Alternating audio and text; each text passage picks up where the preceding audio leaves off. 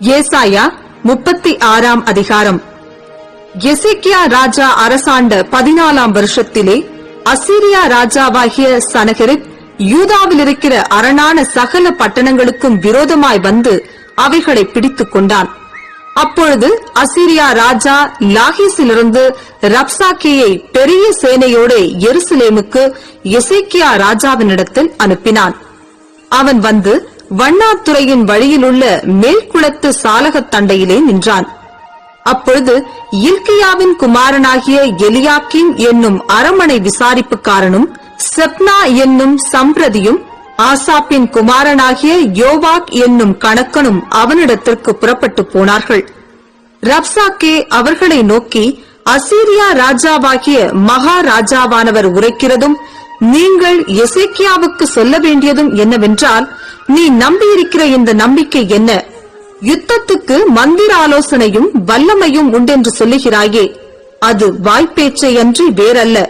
நீ என்னை விரோதிக்கும்படி யார் மேல் நம்பிக்கை வைத்திருக்கிறாய்? இதோ நெறிந்த நாணல் கோலாகிய அந்த எகிப்தை நம்புகிறாய். அதன் மேல் ஒருவன் சாய்ந்தால் அது அவன் உள்ளங்கையில் பட்டுருவிப்போம். எகிப்தின் ராஜாவாகிய பார்வோன் தன்னை நம்புகிற யாவருக்கும் அப்படியே இருப்பான். நீ என்னிடத்தில், நாங்கள் எங்கள் தேவனாகிய கர்த்தரை நம்புகிறோம் என்று சொல்வாயாகில், அவருடைய மேடைகளையும் அவருடைய பலிப்பீடங்களையும் அல்லவோ எசேக்கியா அகற்றி யூதாவையும் எருசலேமையும் நோக்கி, இந்த பலிப்பீடத்தின் முன் பணியுங்கள் என்றானே. நான் உனக்கு 2000 குதிரைகளை கொடுப்பேன். நீ அவைகள் மேல் ஏறத்தக்கவர்களை சம்பாதிக்க கூடுமானால் அசீரியா ராஜாவாகிய என் ஆண்டவனோடே சபதம் கூறு. கூறாதே போனால் நீ என் ஆண்டவனுடைய ஊழியக்காரரில் ஒரே ஒரு சிறிய தலைவனுடைய முகத்தை எப்படி திருப்புவாய்? ரதங்களோடு குதிரை வீரரும் வருவார்கள் என்று எகிப்தையா நம்புகிறாய்? இப்பொழுதும் கர்த்தருடைய கட்டளை இல்லாமல் இந்த தேசத்தை அழிக்க வந்தேனோ? இந்த தேசத்துக்கு விரோதமாய் போய் அதை அழித்துப் போடு என்று கர்த்தர் என்னோடே சொன்னாரே என்று சொன்னான். அப்பொழுது எலியாக்கீமும் செப்னாவும் யோவாகும் ரப்சாக்கேயை பார்த்து, உம்முடைய அடியாரோடே சீரிய பாஷையிலே பேசும், அது எங்களுக்கு தெரியும்.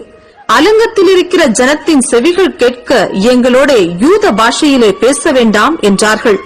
அதற்கு ரப்சாக்கே, உங்களோடு கூட தங்கள் மலத்தை தின்னவும் தங்கள் நீரை குடிக்கவும் அலங்கத்திலே தங்கியிருக்கிற புருஷர் அண்டைக்கே அல்லாமல் உன் ஆண்டவன் அண்டைக்கும் உன் அண்டைக்குமா என் ஆண்டவன் இந்த வார்த்தைகளை பேச என்னை அனுப்பினார் என்று சொல்லி, ரப்சாக்கே நின்று கொண்டு யூத பாஷையிலே உரத்த சத்தமாய், அசீரியா ராஜாவாகிய மகாராஜாவுடைய வார்த்தைகளை கேளுங்கள்.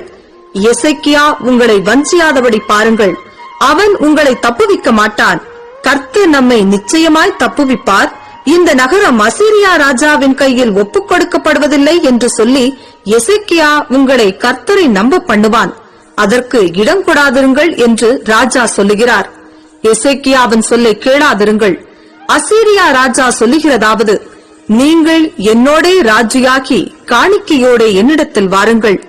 நான் வந்து உங்களை தானியமும் திராட்சை தோட்டமும் உள்ள தேசமும் அப்பமும் திராட்சை ரசமும் உள்ள தேசமும் ஆகிய உங்கள் தேசத்துக்கு ஒப்பான தேசத்துக்கு அழைத்துக் கொண்டு போகும் அளவும் அவனவன் தன் தன் திராட்சை செடியின் கனியையும் தன் தன் அத்திமரத்தின் கனியையும் புசித்து அவனவன் தன் தன் கிணற்றின் தண்ணீரை குடியுங்கள். கர்த்தர் நம்மை தப்புவிப்பார் என்று உங்களை போதனை செய்ய எசேக்கியாவுக்கு செவி கொடாதிருங்கள். ஜாதிகளுடைய தேவர்களில் யாராவது தங்கள் தேசத்தை அசீரியா ராஜாவின் கைக்கு தப்புவித்ததுண்டோ? ஆமாத் அர்பாத் பட்டணங்களின் தேவர்கள் எங்கே? செப்பர்வாயிமின் தேவர்கள் எங்கே? அவர்கள் சமாரியாவை என் கைக்கு தப்புவித்ததுண்டோ? கர்த்தர் எருசலேமை என் கைக்கு தப்புவிப்பார் என்பதற்கு அந்த தேசங்களுடைய எல்லா தேவர்களுக்குள்ளும் தங்கள் தேசத்தை என் கைக்கு தப்புவித்தவர் யார் என்று ராஜா சொல்லுகிறார் என்றார். அவர்களோ அவனுக்கு ஒரு வார்த்தையையும் பிரதியுத்தரமாக சொல்லாமல் மௌனமாயிருந்தார்கள். அவனுக்கு மறு உத்தரவு சொல்ல வேண்டாம் என்று ராஜா கட்டளையிட்டிருந்தான். அப்பொழுது இல்கியாவின் குமாரனாகிய எலியாக்கீம் என்னும் அரமனை விசாரிப்புக்காரனும் செப்னா என்னும் சம்பிரதியும் ஆசாப்பின் குமாரனாகிய யோவாக் என்னும் கணக்கனும் வஸ்திரங்களை கிழித்துக் கொண்டு எசேக்கியாவினிடத்தில் வந்து ரப்சாக்கேயின் வார்த்தைகளை அவனுக்கு அறிவித்தார்கள்.